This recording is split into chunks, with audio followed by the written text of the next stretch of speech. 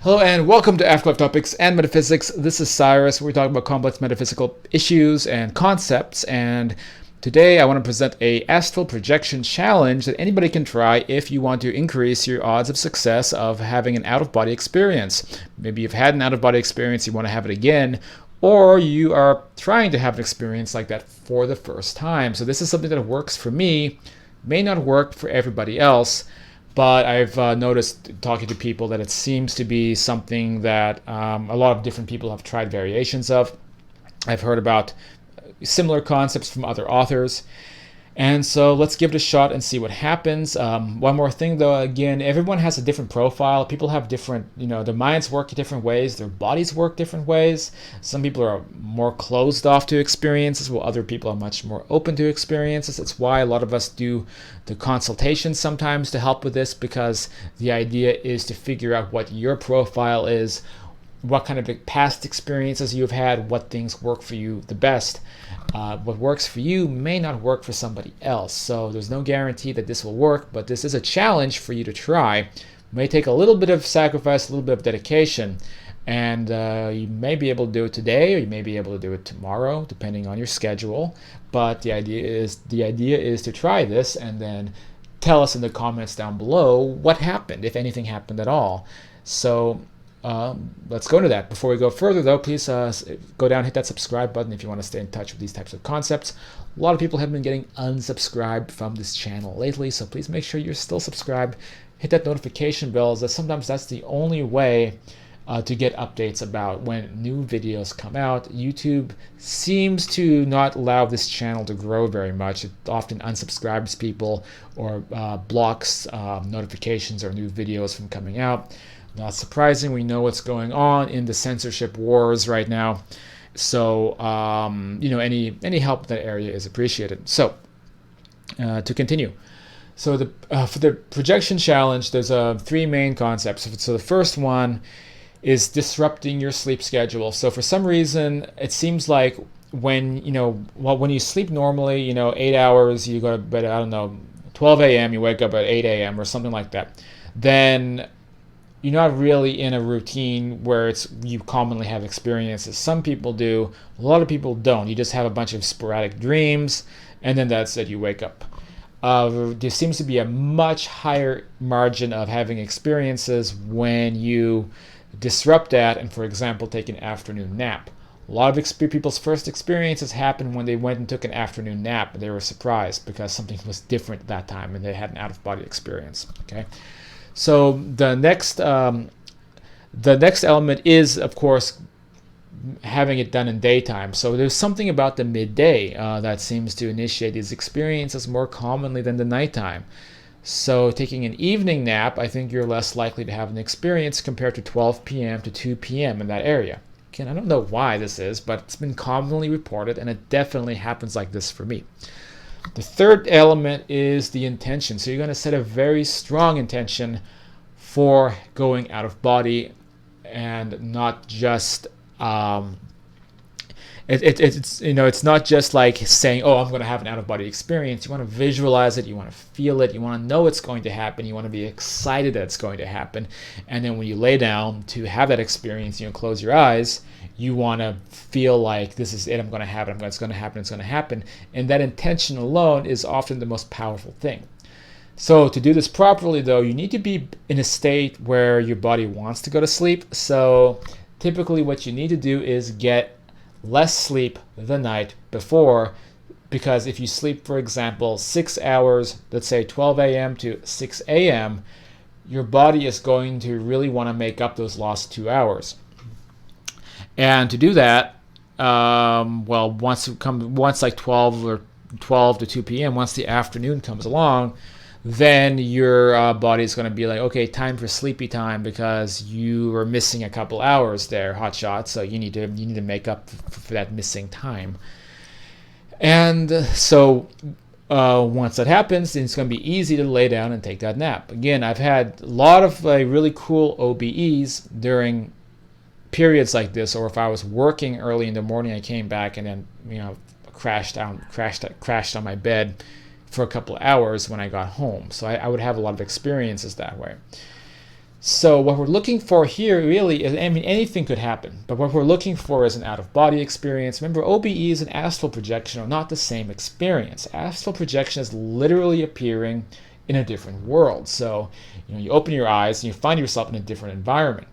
For me, very often it's with my deceased parents. I might find myself in this family home, and life continues there as here. So learning these skills, you're able to be in touch with the multiverse and the different aspects of your consciousness in different places, where you are basically able to stay in touch with anybody, whether it's your deceased pet or your grandparents or anyone anywhere. You'll find that if these are people and things you care about, then you'll have parallel lives with them, and they'll be fully aware that they had transitioned from this world. Now they're living on that world. That's the true nature of life and death, is consciousness just skipping around to different planes of existence. Our modern world has not caught up to this fact yet, but the modern world is full of really stupid people, as we know from watching the news lately. So that's astral projection, but an out-of-body experience is when it's kind of like the precursor to that. At some point when we sleep, we go out of our bodies, and then that transfers into living on the astral world, going out into our astral bodies, which look kind of translucent and ethereal while we're on this plane, but once we're on that side, quickly solidifies and becomes as solid and real as it is here. But that precursor state is the out-of-body experience, which is actually much more evidential when it happens. So you can be laying on your bed, and then you may, if you do this challenge, if you do this experiment, you may feel a rush, you may feel a sensation, a whirling sensation. It may happen very briefly, or it may happen longer. And then you'll notice that your eyes are open, but your eyes are not open. You might even be able to hear yourself snoring. I don't really snore, but my breathing sounds distinctive if my body is asleep. I'll hear myself breathing as someone who is asleep and realize, well, my body's asleep, but I'm moving around, so something's going on. You lift your arm up, you see that it might be translucent, but it's still physical and solid. And you look around the room, and you can still looks the same. You want to pull yourself up out of the bed a little bit and see if you can't exit the bed, crawl around a little bit, float around, see if you can get away from your body and look around the room. Now, don't get too caught up on these negative reports. People talk about things like shadow people. A lot of that's the result of nightmares and mental stuff bleeding into an out-of-body state, very much because we're still connected to our brains, or in the worst case scenario, being in a really negative state and actually drawing an entity toward us that wants to mess with us because it's attracted to your negative energy. So if you have a lot of negative energy, if you're upset, angry, grieving, whatever it may be, it's not a good time to do an experiment like this. You wanna wait until you're very positive and very happy. So that's another mindset to use when you're doing this. So you want to be a little bit sleepy, able to take that afternoon nap, be able to visualize you're going to go out of your body, set the intention, know you're going to do it. You don't want to just say you're going to do it. You want to know in your heart, I'm going to go have an out-of-body experience.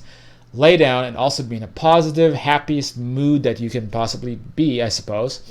So you don't want to do this at all if you are upset that day or whatever it is.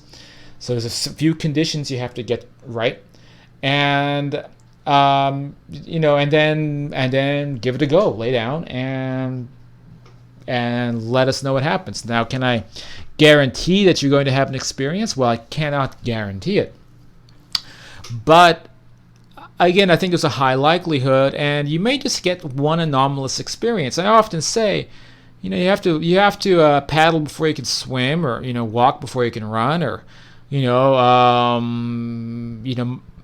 microwave a frozen dinner before you can cook pesto salmon with cream sauce or something. The point is that if you get just one element of the OBE, that's still a success. So maybe you'll lay down and you'll do this, and you'll just get a weird feeling. You'll just get a sensation, like a little bit of a whirring sensation, and that's still a success. That means that you still did something. Maybe your astral body was beginning to disconnect just a little bit. And then it also shows you that, kind of like when you're trying to pull a wrapper off a bottle, and you just prick open the little bit of wrapper until you can finally peel the whole thing off. That might just be the little bit of a peel to finally begin having the whole experience, to finally get that whole wrapper off. Maybe you need to begin having those very basic types of experiences. Again, a little bit of a whirring sensation, a little bit of a spinning feeling, or something like that, an energetic sensation. On the flip side, some people have full-on astral experiences. The out-of-body experience begins as an out-of-body experience, and then you get pulled away to some other world. And that's what really began happening to me way back in like 2014. I'd begin with the out-of-body experience, taking a nap in the midday, and then suddenly maybe a guide or higher power would come and swoop me up and take me to like a temple or some astral environment. Or a higher being would come and have a chat with me, and this was a kind of an introductory period when I was being shown some things about that side. Then after that, those experiences stopped, and I just began having my own experiences. And I really think around this time, maybe my kind of astral parallel self had really kind of woken up, so I began having all these crazy dreams about having a parallel life on that side, and that parallel life began to blend into my astral experiences as well. I apologize if you've heard any sounds of Facebook Messenger going off, because I didn't turn the internet off before I began recording this, which means you may be hearing people bugging me on Facebook, and then you'll be watching the video and thinking, wait, was that my Facebook or was that the video? Then you'll be freaking out. I really hate that, so I apologize if that's what happened to you. Anyway, all right, so if you like this, please, again, subscribing to the channel helps, or you can get in touch with me personally. You can become a patron at patreon.com/afterlife topics. You can join the private group classes and things like that way, or work with me one-on-one if you want, by getting in touch with me down below. And so try the challenge out, try the experiment out, and let me know what happens. And just let me know in the comments down below how it goes, and I'm looking forward to hearing everybody's experiences, and I'll see you all on the next video.